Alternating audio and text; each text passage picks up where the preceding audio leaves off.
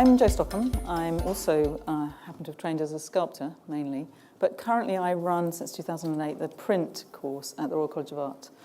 It's a 2-year MA, and I'm going to be talking about my fascination with technology, having not used a great deal of it, because within art schools, still at the Royal College even, the relationship between technologies like the large format digital printers, the kind of routing machines and things we have, and the kind of hack spaces and the spaces where coding might happen is very limited, actually. I'm trying to get coding onto our curriculum, but it isn't there yet.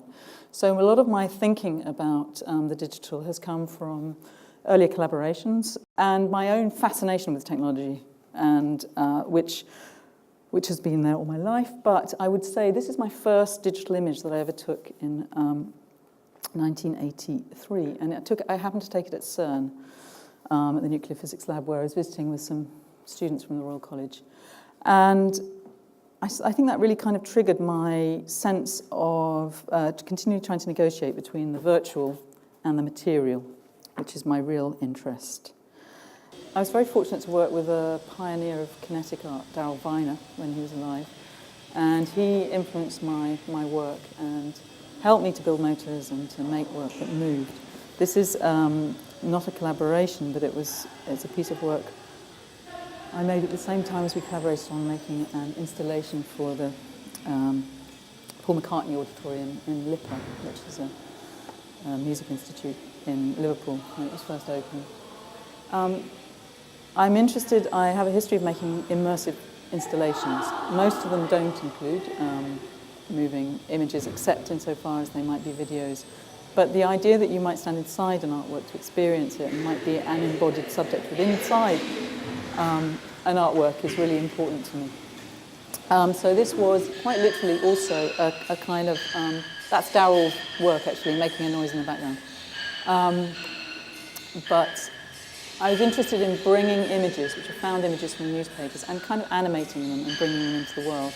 And that kind of relationship between the images that surround us in the media and the way we might fantasize about them or kind of co-opt them or bring them to life in a particular way is something that is an ongoing interest for me. But I'm also interested in the idea that the virtual, as the idea of the virtual has always been coexistent with image making itself. That a book is a virtual space, that a TV screen is a virtual space, that it doesn't need a computer to think about virtuality, because to a certain extent it's about thinking about what's absent and trying to bring it into the present. Because I work with print and because I teach print, also my thinking about this has been greatly informed by the students that I work with, many of whom are more computer literate than I am, and I've worked with several research students, or quite a large number of research students doing PhDs in their own fields, who are thinking precisely about this relationship between the virtual and the material. So one of the other spaces that I had to think about this conundrum between the virtual and the material was a drawing residency at Wimbledon School of Art. And I made a corner, a physical corner on wheels, and moved it through the space as if the space was a sort of virtual modelling space. But the object was real. And had lots of discussions with people in the space who were using the corner to think about the way they were psychologically affected by the whole idea of corners. You know, we talk about being inside a corner and being stuck, for instance. A corner is also a bit like the pages of a book. So I made some work where the diagram on the wall, which is book-like, was also made into a publication. I was trying at this point to work with 3D programs, but actually the technical support that was available was just not there. And also the programs that we were using at the time just kept crashing, and I didn't have very much time to work with them. So I really resorted to thinking about the space of the room being the visual space. And what Fidian was saying about the physicality of the body in relation to the virtual is something that is a very keen concern for me. These were very, very basic models, as you can see, made in Rhino with skin, sort of saw skin as a covering for them. So I'm very interested in what the digital does in relation to damage as well, or time, or decay. So I did a series of workshops with students, and we talked about what was real and virtual to people, and people would come up with exactly the same things on the other side of, one person's definition of real would be the other person's definition of virtual. And so that kind of playing with what kind of language surrounds the idea of the virtual is really interesting to me, because it's relatively recent in one way and then ancient in another, because you could say it's always been there with representation. I curated a show for the Bluecoat Gallery in Liverpool in 2014, which came partly out of conversations Nick and I had, actually, which was about scanning. The scanner is a tool which we all use and we all know, but it's very rarely reflected upon because it's a kind of intermediary tool. It's just sort of a way to get from one thing to the other. And through working with students mainly, I was very fascinated with the implications of a scanning technology. To scan something means to look at it very, very fast. In fact, not to look at it at all, like to glance at something. But it also means to look at something very, very slowly and to scrutinize it and to really examine it. So in that contradiction, for me, because I'm interested in contradiction, there was a possibility. So I kind of, with the help of Brian Biggs and Sarah Jane Parsons, who was then the curator at the Bluecoat, we started to look for work that sort of explored this relationship between the material and the physical. This postcard from 1991 by South Atlantic Souvenirs is a pre-digital image. And I'm also interested in the way that we now kind of look at images and assume everything is photoshopped. And so we've kind of got a lens in front of our eyes that is determined by a piece of software. This is reputedly the first ever scanned image made by an engineer in America. And I'm very interested in the emotive and human impact of technologies and the way that technology is often pitted against the human. I think that's a kind of false contradiction, if you like, contrast. And it seems to me that we often use technology to capture the people and things that we love. So it's not an oppositional thing necessarily, despite all the terrible implications of technology in our world too. This is a piece of work by Elizabeth Gosling, one of the MA students, who was very adept at using different kinds of technology to sort of look at itself. So she was scanning the television screen as a ventriloquist was miming on the screen from a 1960s TV program, and using technology to look at itself. This is an image by a colleague, Nikki Coots. She's basically taken out all the figures from an Hieronymus Bosch painting, meticulously with Photoshop, and using the kind of technology to kind of erase something rather than to fill something in together. This is a piece by Beatrice Haynes, who was a student at the Royal College, and we arranged for her to use the electron microscopes at Imperial, and she used these scanners to take the kidney stones of her deceased grandmother and turn them into these kind of planetary spaces. So that's another kind of material bodily translation, which scanning and visualizing technologies can enable, but used in a different context. Marilyn Oliver, who has completed an MPhil at the Royal College and is now teaching in Canada, was one of the most adept kind of coding students we've ever had. In fact, we employed her to be a digital fellow after she left. And these are scans of her family from medical MRI scans that she divided into layers, screen printed onto perspex, and then stacked in these staggered system of sheets. They're very strange objects. There's one of them in the V&A library, actually, often on display, because they disappear as you approach them. And so that kind of sense that a very material thing is explicitly, through illusion, dealing with the virtual is something that talks also about the prehistory of the virtual, but also is a very direct translation. Jane and Louise Wilson made this print, which is printed on aluminium, so it's very reflective. When you see it, you're reflected within it. And it's the kind of camouflage that can confuse and mask a demonstrator in a crowd and confuse the cameras that are trying to capture data. Thomas Buick seems slightly extreme to put in this context, but the idea of the error and the glitch and the kind of accident and the kind of translation of the body into an image is something that has, as I say, has been there since the dawn of image making, I think. But his use of his own fingerprint as a kind of monument within the landscape is an interesting translation of the body. Helen Chadwick, who was working shortly before she died with assisted birth medical unit of Imperial, uses these collisions between different kinds of digital imaging, between a landscape and the kind of cells of the body, to talk about sort of space and home. London Fieldworks made this project with Gustav Metzger. They used his thought processes, and they asked him to think about nothing, and then they shaped his nothingness into a kind of object, which was carved inside this block of marble. There's a very beautiful video as well, which looks at the unfolding of the data.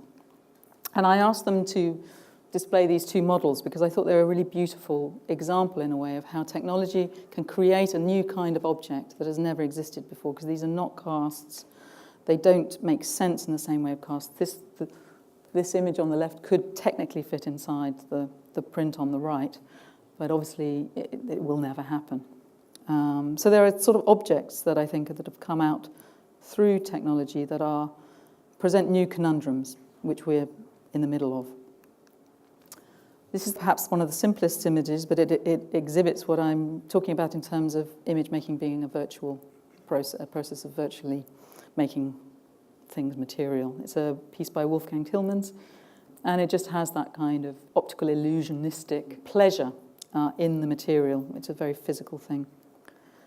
Janot Projects tested a scanner to destruction. They dragged it across a field at night and created these really beautiful strata of the field, kind of confusing a relationship between surface and space that I think is really interesting.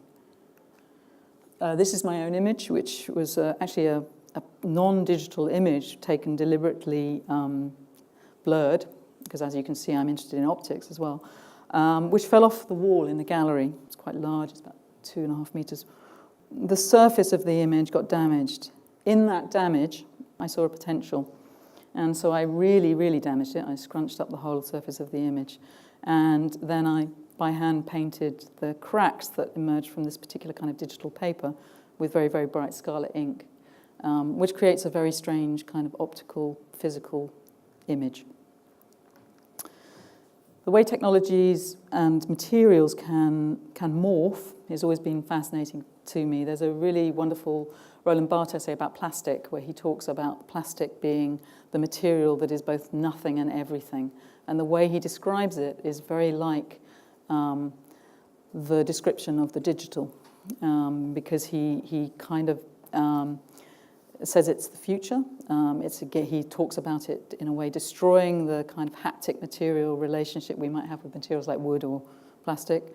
And this Bakelite plastic advert was something that I kind of reshaped and turned into another kind of print. It's a screen print. This is another piece by Marilyn Oliver, which is actually created by hand-cutting pieces of plastic and stacking them together. And again, it's something which looks like a digital image. It looks as if it's been laser cut, but it hasn't been. It's been hand-cut. This is a piece by Rachel Whiteread, who's best known for her big casts of rooms. But this is a tiny scan of Doll's House furniture, which is being created as an addition. So I'm very interested within the world of print of how different forms of digitization and obviously downloads and GIFs, etc., become different kinds of editioning processes and sharing processes. This is a piece by Maurice Carlin, which also looks digital but has nothing digital about it, in the sense that he's just dragged screen ink across the surface of the floor in this large space at the Blue Coat Gallery. And because we're used to reading images made of CMYK ink as photographic or as actual, it replicates a certain kind of image making through a very physical process. And this is an artist, Christiane Baumgartner, who trained as a very traditional artist in Leipzig, making large woodcuts, came to the Royal College, got very engaged with media images, and has now makes these large woodcuts with images from the television or from. So this blurring between media is something I think that is kind of more or less standard, I guess, for artists working today in different ways.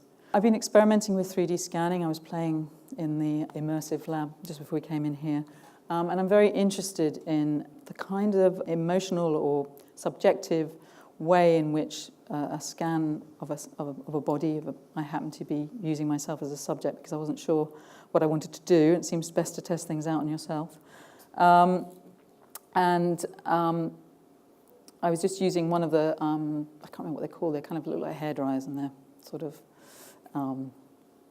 scan captures. I can't remember what this one's particular is called. And when I was trying to, I wasn't going to print anything out from it. I just was interested in the framing of the image as much as the kind of potential to make it three-dimensional. I'm interested in the language around it, the sharing of things, the glitches that happened. This happened because we were trying to save the images too fast. So I'm very interested in the kind of errors of the technology, partly because that seems to me where the kind of human error is allowed to exist and be expressed in different ways. So these are just images that I'm writing about and sharing with students and talking about, but not really, as of yet, doing anything with. I wanted to show some work by some students to talk about the different ways that people who are trained in very haptic material, craft-based print processes are often mixing these things with the craft of digital imaging or, in some cases, computing. So this is Yu Chenji, who's a very skilled etching engraver. And in terms of the virtual journeys we go through images, I put up some